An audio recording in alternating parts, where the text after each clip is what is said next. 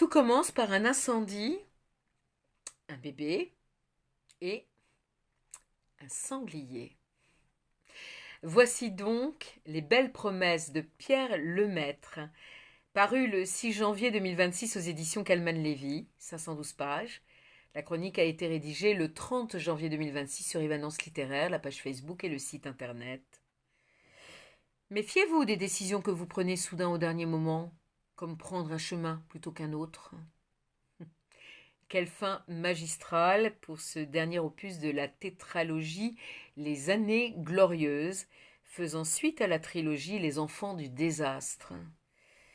Un bonheur immense à chaque fois de retrouver la plume magnifique de cet auteur, son intelligence, son brio, son humour parfois cynique basculant dans le cocasse drôlatique, son sens du détail, son analyse fine et pertinente des événements historiques et de la psyché des personnages, tout.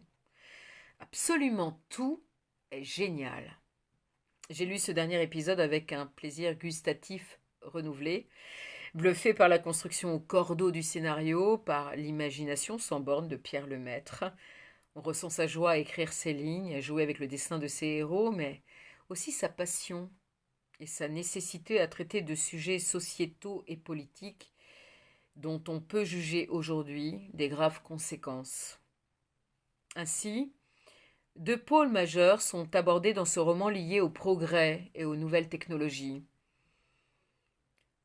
Premièrement, l'urbanisation à tout va de Paris, en particulier lors de la mise en place du tronçon de périphérique à partir de la porte de Vanves, donnant lieu à des jeux spéculatifs, à de la fraude, à des drames humains, les petits étant encore sacrifiés sur l'autel du libéralisme et du capitalisme. Rien ne change.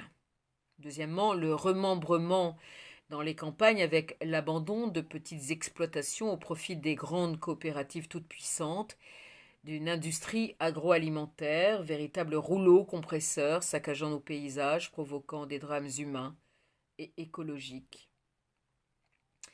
Fin donc des 30 glorieuses, réveil violent pour les générations suivantes jusqu'à la situation explosive que nous connaissons actuellement. Pour mieux construire l'avenir, il faut bien connaître le passé et comprendre les erreurs commises. Sur cette trame historique dense et riche, l'auteur en rajoute, pour notre bonheur, grâce à la mise en scène de personnages inoubliables, certains attachants, d'autres terrifiants, d'autres enfin pas piqués des hannetons, comme l'inénarrable Geneviève, véritable mère, femme, épouse indigne, une vipère, comme il y en a quelquefois, pour le plus grand malheur de leur entourage, mais la plus grande satisfaction des écrivains et des lecteurs. Que dire de son époux, Jean, tantôt complètement aplati devant sa moitié, lâche comme pas permis, tantôt sensible à l'excès, se transformant soudain en serial killer froid et sans état d'âme de jeune femme. Autour de ces deux figures exceptionnelles, dont nous attendons avec impatience de connaître le sort réservé par l'auteur, gravitent leurs enfants, le timoré Philippe et la silencieuse Colette, victimes de leur virago de mère, mal dans leur peau en pleine adolescence et pour des raisons plus sombres. En deux, Thérèse, la sœur de Geneviève, son souffre-douleur, rabaissée au titre de bonne à tout faire chez le couple Pelletier. En trois, François, frère de Jean et journaliste, accompagné de son épouse Nine, restauratrice de livres anciens. François joue un rôle très particulier ici puisqu'il commence à recomposer le puzzle criminel entourant son frère.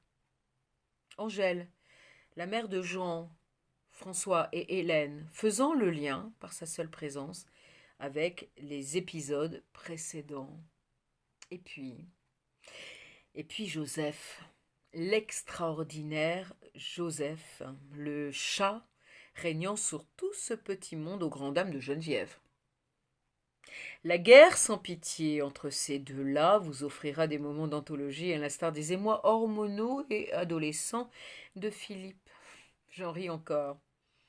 Pour compléter le tableau, soulevons l'énigme que représente la présence de Samuel Ramos, producteur de lait et paysan, dont nous suivons le parcours en parallèle de celui de la famille Pelletier. Quel rapport entre cet homme et ces citadins si éloignés de son quotidien? Vous verrez du grand art, je vous dis. Triste que cette aventure littéraire se finisse, mais pleine de gratitude de l'avoir vécue. Merci, merci, merci, Pierre Lemaître.